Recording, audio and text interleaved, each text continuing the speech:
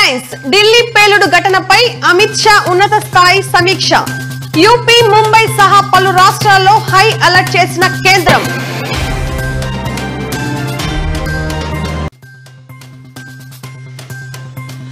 నేడు Jubilee hills bypoll, Maganti సునీతను అడ్డుకున్న పోలీసులు.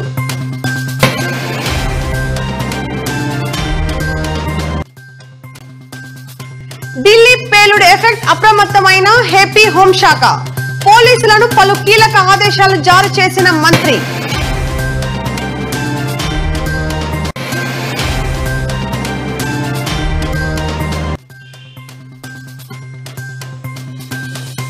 ముగిసిన అందశ్రీ అంత్యక్రియలు, పాడెమోసిన సీఎం రేవంత్ రెడ్డి.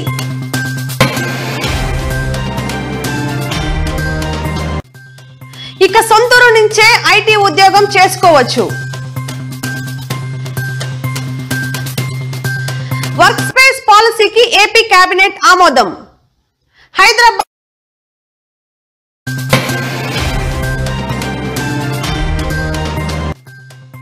విజయవాడ హైవేపై బస్సులో మంటలు, డ్రైవర్ చాకచక్యంతో తప్పిన పెను ప్రమాదం.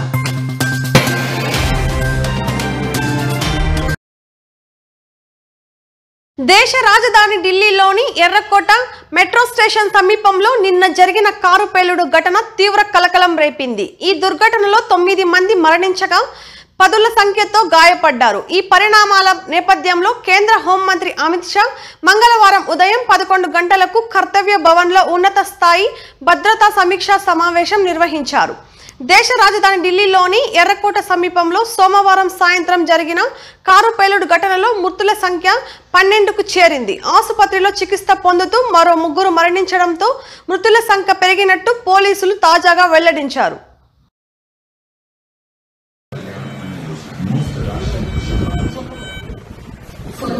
Attention passengers, train number 127997 Kachigoda Chittoor Venkatadri Superfast Express via Gadwal, Karnal City, Kurti, Nelaguntla, coach position per 85 second TWR per general compartment for general compartment.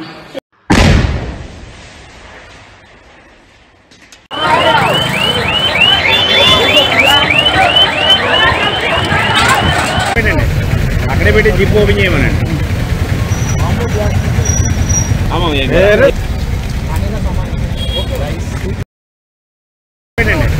అక్కడే పెట్టి జిప్ ఓపెన్ చేయమనండి. వాళ్ళు తింటున్నారు హైదరాబాద్. నాకా మంది తీయండి, నాకా మంది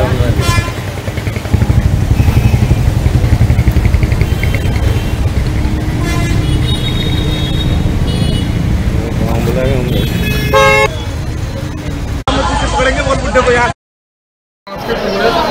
लोग भी तो मरे होंगे, पक्की बात है। इसमें गाड़ियों में बैठे होंगे।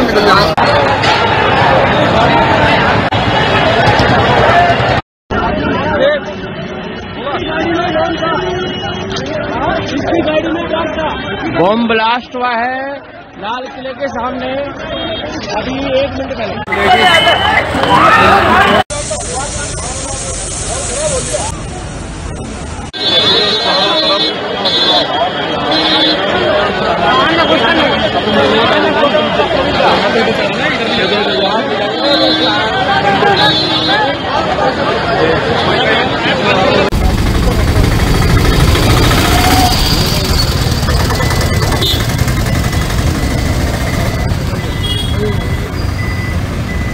జూబ్లీ హిల్స్ ఉప ఎన్నిక పోలింగ్ ఉదయం 7 గంటల నుండి కొనసాగింది. మొదటి 2 గంటల్లో 10% పోలింగ్ మాత్రమే నమోదు అవ్వగా పలువురు సెలబ్రిటీలు, నేతలు వచ్చి తమ ఓటు హక్కు వినియోగించుకున్నారు. ఇక తాజాగా బీఆర్ఎస్ ఎమ్మెల్యే అభ్యర్థి మాగంటి సునీతను పోలీసులు అడ్డుకున్నారు. దీంతో ఆమె పోలీసుల తీరుపై ఆగ్రహం వ్యక్తం చేశారు. సునీత పోలింగ్ కేంద్రాల వద్దకు వెళుతూ పరిశీలిస్తుండగా ఆమెను అడ్డుకొని వెనక్కి పంపే ప్రయత్నం చేశారు పోలీసులు. ఫస్ట్ టైం ఓటర్స్ కి కానీ vote for your future, vote for your constituency development, not for sympathy, not for sentiment. ఇది మన భవిష్యత్తుకి సంబంధించిన ఎన్నిక కాబట్టి చాలా తెలివిగా జాగ్రత్తగా ఓటు వినియోగించుకోవాలని నేను యూత్ కి అప్పీల్ చేస్తున్నాను.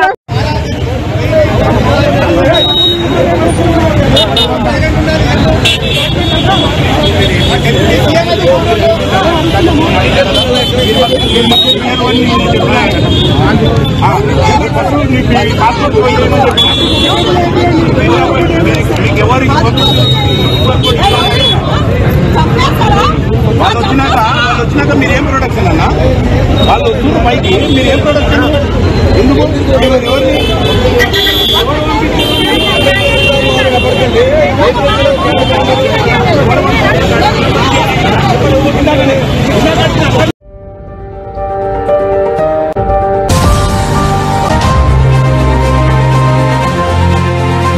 ఎవడే నిన్ను జూబ్లీసులో ఎగిరే చందా నీదే.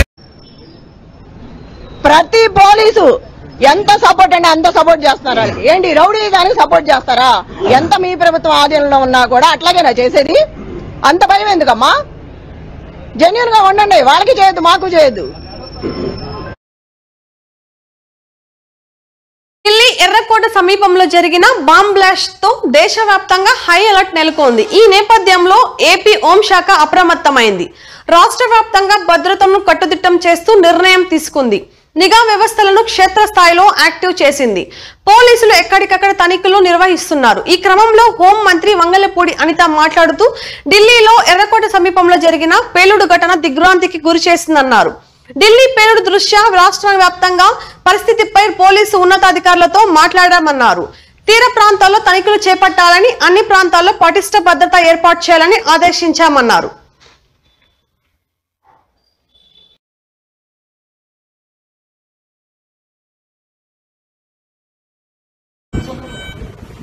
For kind attention of passengers, train number 12797 Kachigooda, Chittoor, Venkatadri Superfast Express via Garhwal, Karnal City, Gurpi, Nellagunta compartment. ప్రణాళికను ఏర్పాటు చేసి వైసీపీ పాలనలో రాష్ట్రం సర్వనాశనమైందని, జగన్ కు అధికారమే తెలుసు తప్ప పరిపాలన గురించి తెలియదని AP assembly speaker Ayyanna Patrudu ఘాటు విమర్శలు చేశారు. సోమవారం ఉమ్మడి తూర్పు గోదావరి జిల్లా అనపర్తి మండలం పెడపర్తిలోని రామలింగేశ్వర స్వామి ఆలయంలో 41 రోజుల పాటు నిర్వహిస్తున్న మహాకోటి బిల్వార్చన, కోటి కుంకుమార్చన, రుద్రయాగ, చండీయాగ, నవగ్రహ యాగాల్లో అయ్యన్న పాల్గొన్నారు. అనంతరం మీడియాతో మాట్లాడుతూ ఆయన పూర్వకాలంలో రాజ్యాన్ని, రాజ్యంలోని ప్రజలను రాక్షసుల బారి నుంచి కాపాడుకునేందుకు రాజులు యాగాలు చేసేవారని, ఏపీలోనూ గత వైసీపీ పాలన అదే విధంగా ఉందని దుయ్యబట్టారు. మమ్మల్ని ఇబ్బందులు పెట్టారు. అందరి పేర్లు నోట్ చేసుకోండి. నేను చెప్తా ఉన్నా, మీరు నోట్ చేసుకోండి. ఒక్కొక్కడిని మాత్రం యూనిఫామ్కు ఉన్న వాల్యూ ఏమిటి అనేది వాళ్ళకి అర్థం కావాలి. యూనిఫామ్ అంటే ప్రజలకు మేలు చేయడం కోసం యూనిఫామ్, అంతేగాని అధికారంలో ఉన్న వాళ్ళ కోసం సలాములు కొడుతూ గులాంగిరి చేస్తూ ఇటువంటి చిత్రహింసలు పెట్టే కార్యక్రమం ఈరోజు అయితే ఏదైతే జరుగుతూ ఉందో దీనికి తెర పడాలి అని అంటే ఏదైతే నువ్వు ఇచ్చినావో అది ఎలా పండుతుంది అనేది నీకు తెలిస్తేనే ఇంకొకసారి నువ్వు ఆ ఇత్తనం ఎత్తడానికి నువ్వు భయపడే పరిస్థితిలోకి నువ్వు వచ్చినప్పుడే ఇది జరుగుతుంది. కాబట్టి ఈసారి మాత్రం ఖచ్చితంగా మెసేజ్ ఖచ్చితంగా పోతుంది.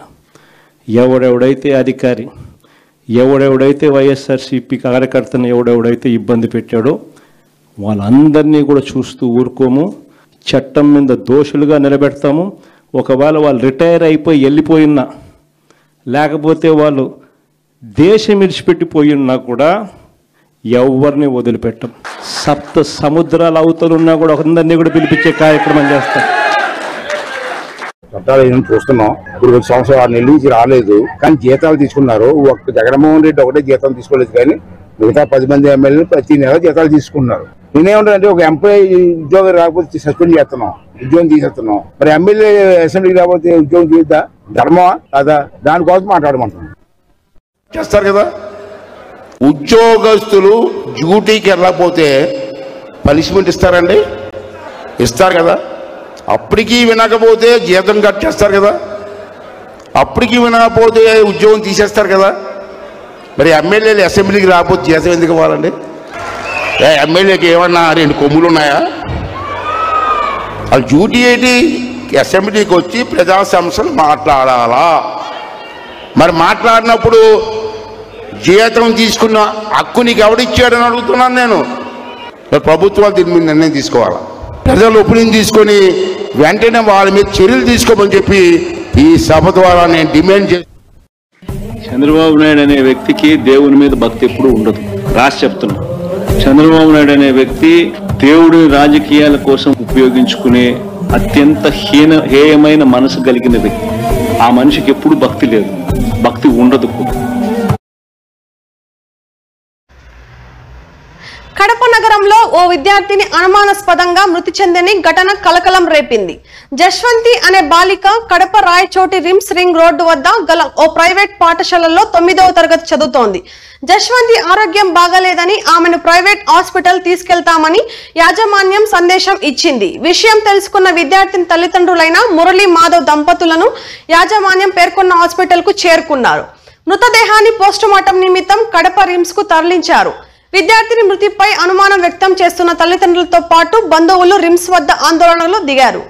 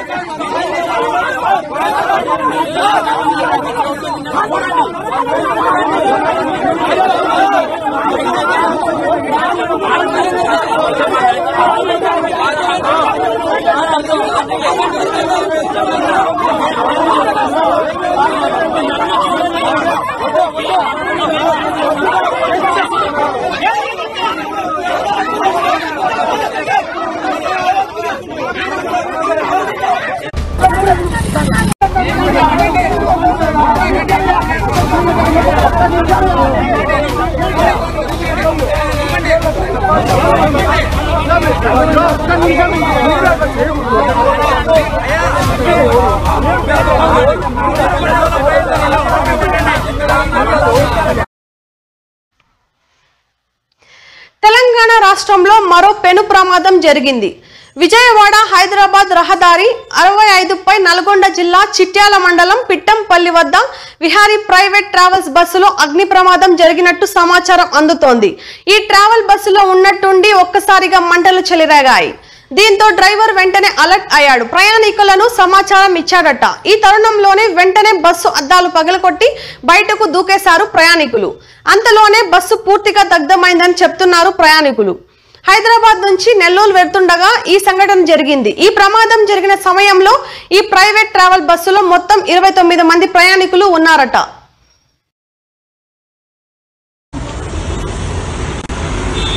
అన్న ఫైర్ ఎక్కువైపోయింది అన్న, దూరం వెళ్ళు. అది తేలుతుందన్న ఇప్పుడు.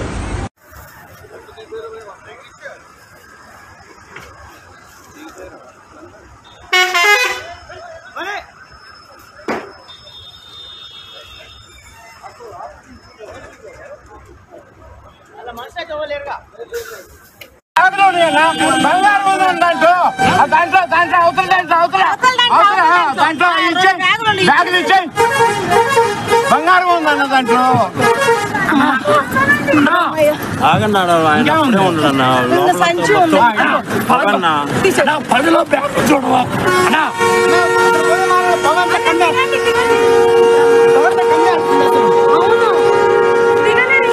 అరే ఇంకా లోపల అన్న అన్న ఇటు దిగన్నా అన్న అన్న ఇటు అటు కాదు ఇటు మీ వెనక దిగండి దిగండి దుంకండి తొందరగా.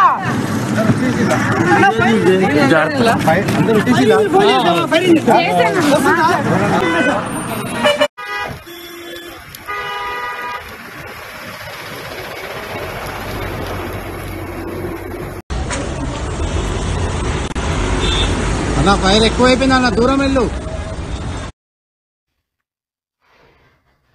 భారతరత్న మౌలానా అబుల్ కలాం ఆజాద్ జయంతి సందర్భంగా వైఎస్ఆర్సీపీ కేంద్ర కార్యాలయంలో ఆయన చిత్రపటానికి ఆ పార్టీ అధినేత మాజీ ముఖ్యమంత్రి వైఎస్ జగన్మోహన్ రెడ్డి పూలమాలలు వేసి నివాళులర్పించారు. ఈ కార్యక్రమంలో YSRCP minority cell president Khader Basha, working president MA Hafeez Khan, ఎమ్మెల్సీలు రుహుల్లా, లేళ్ల అప్పిరెడ్డి, వైఎస్ఆర్సీపీ నాయకులు నూరి ఫాతిమా, షేక్ ఆసిఫ్, మహబూబ్ షేక్ తదితరులు పాల్గొన్నారు.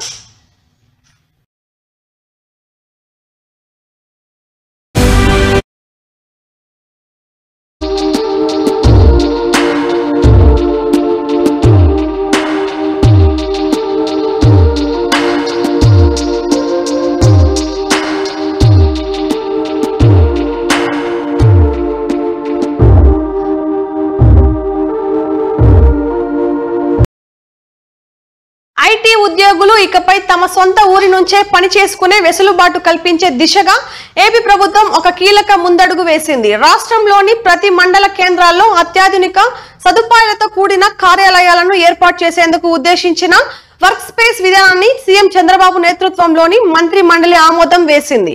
ఐటీ ఎలక్ట్రానిక్ శాఖ రూపొందించిన ఈ పాలసీ ద్వారా గ్రామీణ పట్టణ ప్రాంతాల్లో ఐటీ అభివృద్ధిని వికేంద్రీకరించాలని ప్రభుత్వం లక్ష్యంగా పెట్టుకుంది.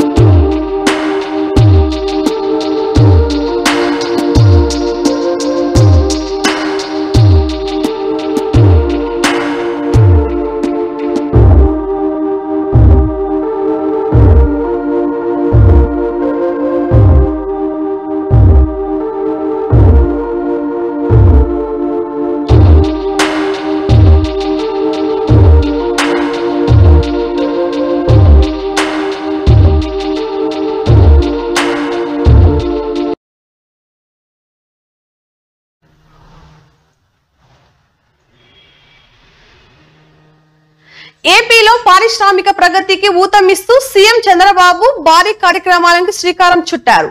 ప్రకాశం జిల్లా కనిగిరిలోని పెద్ద ఈర్లపాడులో ఏర్పాటు చేసిన ఎంఎస్ఎంఈ పార్కును ఆయన ప్రారంభించారు. ఈ సందర్భంగా రాష్ట్ర వ్యాప్తంగా 17 జిల్లాల్లో ఏర్పాటు చేసిన 50 ఎంఎస్ఈఎంలు పార్కులను వర్చువల్ గా ప్రారంభోత్సవాలు శంకుస్థాపనలు చేశారు. వీటితో పాటు ఇప్పటికే ఉత్పాదక దశకు చేరుకున్న 25,256 కోట్ల పెట్టుబడులతో కూడిన 25 పరిశ్రమలను కూడా ఆయన వర్చువల్ విధానంలో ప్రారంభించారు. రెండో దశ ఎంఎస్ఎంఈ పార్కుల ఏర్పాటులో భాగంగా ఈ రోజు 329 ఎకరాల్లో విస్తరించి ఉన్న 15 పారిశ్రామిక పార్కులను ముఖ్యమంత్రి ప్రారంభించారు.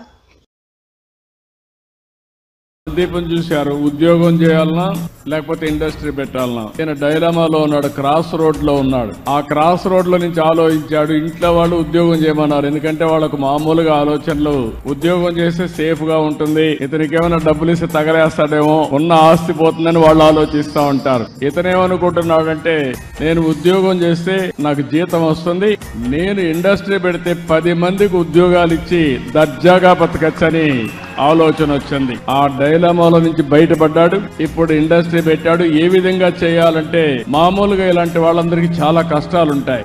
నేను అన్ని తీసుకొచ్చి మీకు ఎవ్రీథింగ్ ప్రొవైడ్ చేస్తున్నాను. మీకు తెలివి ఉంటే అక్కడి నుంచి ప్రారంభించడం తప్ప ఏ కష్టం లేకుండా చేయడం ఈ ప్రభుత్వం యొక్క బాధ్యత. అందుకే ఇప్పుడు ఏపీఐఏసీ ఇక్కడ వచ్చింది. రేపటి నుంచి ఇక్కడ మీరు చూస్తే ఎలాంటి ఇబ్బందులు లేకుండా ఇన్ఫ్రాస్ట్రక్చర్ గానీ, నీళ్లు ఇవ్వడం గానీ, రోడ్ వేయడం గానీ, కరెంట్ ఇవ్వడం గానీ, కామన్ ఇన్ఫ్రాస్ట్రక్చర్ అంటే. ప్రముఖ కవి రచయిత అంత్యక్రియలు గట్కేసరిలోని ఎస్ఎఫ్ఈ నగర్ ప్రభుత్వ అధికారిక లాంఛనాలతో ముగిశాయి. అంతిమ యాత్రలో సీఎం రేవంత్ రెడ్డితో పాటు మంత్రులు శ్రీధర్ బాబు, పొంగులేటి శ్రీనివాస్ రెడ్డి, అడ్డూరి లక్ష్మణ్, జూపల్లి కృష్ణారావు, కాంగ్రెస్ పార్టీ సీనియర్ నేత విహెచ్, అంత్యశ్రీ అభిమానులు, సాహితీ ప్రియులు భారీ సంఖ్యతో హాజరయ్యారు. అంతకు ముందు అంత్యశ్రీ పార్థివ దేహాన్ని సీఎం రేవంత్ రెడ్డి నివాళులర్పించి ఆయన పాడను మోశారు. ఈ సందర్భంగా రోధిస్తున్న కుటుంబ సభ్యులను ఆయన ఆప్యాయంగా హక్కున చేర్చుకుని ఓదార్చారు. 2 నిమిషాల పాటు అందరూ మౌనం పాటించగా పోలీసులు గాల్లోకి 3 రౌండ్ల పాటు గౌరవ సూచికంగా కాల్పులు జరిపారు. తెలంగాణ గీతమైతివా పాట వింట సాలురో పరవశించు పల్లెరో మాట వింట సాలురో కవిత్వాల మూటరో గొర్రెలు కాసే గుత్ప కట్టెనో చేతులల్ల కాలమాయరో జీతగాడి బతుకునుండెరో రాతగాడు గుట్టుకొచ్చరో రేవర్తి తల్లినేమోరా పట్టపూరాణి చేస్తివా గోడగట్టినట్టుగా పాట గడితివంటరో గోడగట్టినట్టుగా